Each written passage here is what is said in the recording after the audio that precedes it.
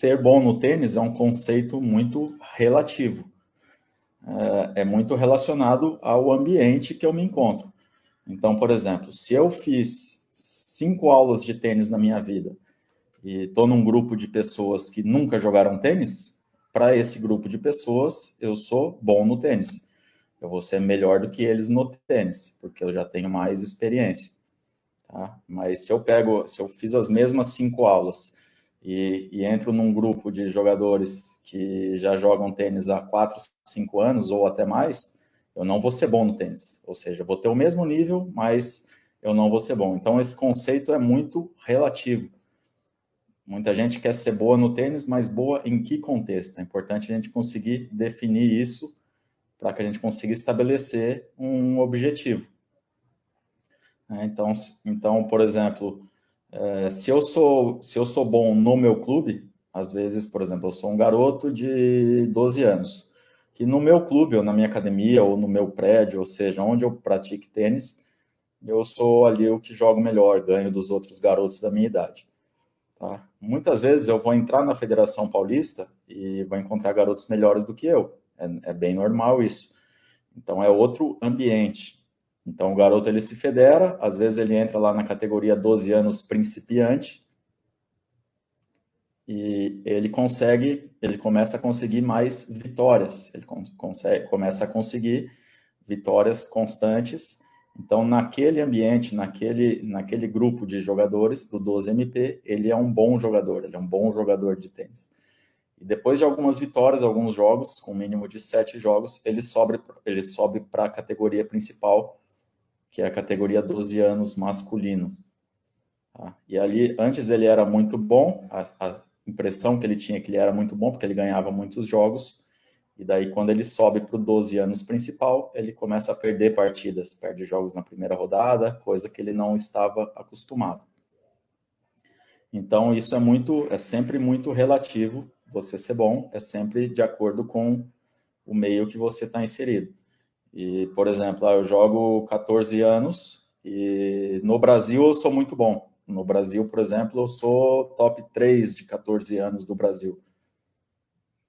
E eu tenho que buscar um meio um pouco mais forte, um ambiente de competição um pouco mais forte para que eu consiga seguir evoluindo, para que eu tenha desafios. Então, por exemplo, eu começo a jogar torneios COSAT de 14 anos, que são torneios sul-americanos, onde eu vou pegar os melhores, normalmente os melhores de cada país da América do Sul. E o nível já se torna um pouco mais alto. Então, às vezes, eu vou ser bom no brasileiro, mas não necessariamente vou me destacar no COSAT. Da mesma maneira, eu posso jogar um Tennis Europe, uns torneios na Europa, que normalmente também são torneios ainda mais fortes.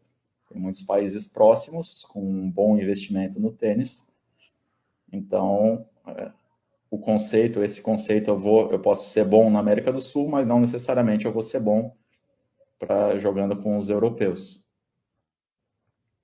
E da mesma forma nos torneios ITF, juvenis. Eu posso jogar torneios, eu posso me destacar em alguns torneios, por exemplo, grupo 5, grupo 4, que são torneios de nível técnico um pouco inferior, fazer alguns pontos, começar a subir no ranking, e à medida que eu vou subindo no ranking, eu acabo entrando em torneios maiores. Então, eu começo a buscar jogar torneios maiores, de grupo 3, grupo 2, grupo 1, que já são torneios mais fortes. E, normalmente, os jogadores têm dificuldade para fazer essa evolução. E depois, assim, aí, por exemplo, eu fui bom jogador no juvenil. A hora que eu vou tentar começar a jogar tênis profissional, é a mesma coisa, é um outro degrau. Então, a gente tem muitos degraus para escalar, quando os jogos que a gente vê na televisão, dos grandes jogadores, eles estão ali dezenas de degraus acima que eles já escalaram e conseguiram se destacar. Então, eu ser bom no tênis é muito relativo. Se eu consigo ser número 600 do mundo ITF juvenil, certo? Eu vou jogar um nível razoável de tênis, mas dentro da minha região, do meu clube, provavelmente eu vou ser o melhor ou o segundo melhor. Então, na minha região eu sou bom, mas no mundo eu sou o número 600. Então, isso prova que esse conceito é muito relativo. Então, escalando os degraus, o que a gente tem assim de projeção para, por exemplo, só para a gente entender, eu acho que isso pode ajudar a gente também, entender quais são os degraus para chegar num tênis profissional, por exemplo. Então, eu jogo torneios, o caminho normal, tá? O caminho, normalmente esses jogadores que se destacam, que conseguem chegar ali entre os 100 primeiros do mundo, ele tem uma evolução muito natural. Não tem nenhuma, ele já vem tendo resultados desde sempre. Então ele já é um dos melhores ali do estado dele, por exemplo, nos 10 anos. Nos 12 anos ele já se coloca entre os primeiros do país, seja Brasil, seja qualquer outro país. Nos 14 anos ele já começa a se destacar também, ter bons resultados em torneios sul-americanos, 14, 16 anos. Nos 18 anos ele consegue jogar um nível ITF Júnior, consegue se colocar entre os melhores do mundo, joga os principais torneios do mundo. Depois disso ele começa a jogar, ele começa com 17 para 18 anos ali, ele começa a jogar alguns torneios profissionais. Se normalmente esses torneios hoje, os de premiação mais baixa, são os torneios futures de $15 mil. E na sequência, à medida que ele for subindo, entrar nas chaves principais, começar a ter bons resultados, ele começa a subir o ranking dele até ele conseguir entrar ali entre 600, 500 do mundo, e daí ele começa a jogar os qualificatórios de Challengers. Na sequência, você vai evoluindo, tem níveis de premiação de Challenger também, que são torneios mais fortes de acordo com a premiação, e à medida que ele vai se destacando, vai subindo, ele consegue, eventualmente, se ele entrar ali perto do 100 do mundo, ele consegue jogar os torneios ATP ou Master 1000, começa a entrar nos principais torneios do mundo. Tá? Então, se a gente analisar, tem muitos passos, muitos degraus, cada uma dessas categorias diferentes, ela exige habilidades diferentes, ela exige um nível técnico, um nível mental, um nível físico, um nível tático e estratégico mais alto.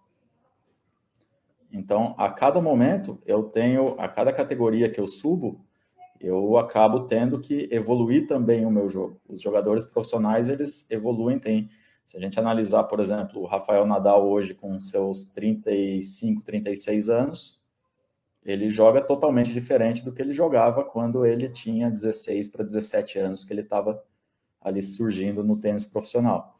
Ele era um jogador muito mais defensivo, jogava muito mais correndo e contra-atacando, e hoje ele, como ele já não tem tanta velocidade, não tem tanta jovialidade como ele tinha antes, ele busca ser mais agressivo. Hoje ele é mais forte fisicamente também, então ele busca ser mais agressivo para conseguir encurtar um pouco os pontos, economizar um pouco a parte física.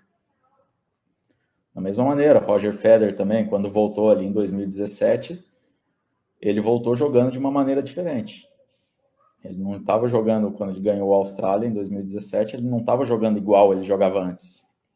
Ele estava mais agressivo, a esquerda mais agressiva, atacando mais, então ele continuou evoluindo. Então, para cada um desses níveis, a gente tem que ter uma certa evolução em todos os aspectos do nosso jogo, para que a gente consiga se destacar e ser considerado um bom jogador dentro daquele nível.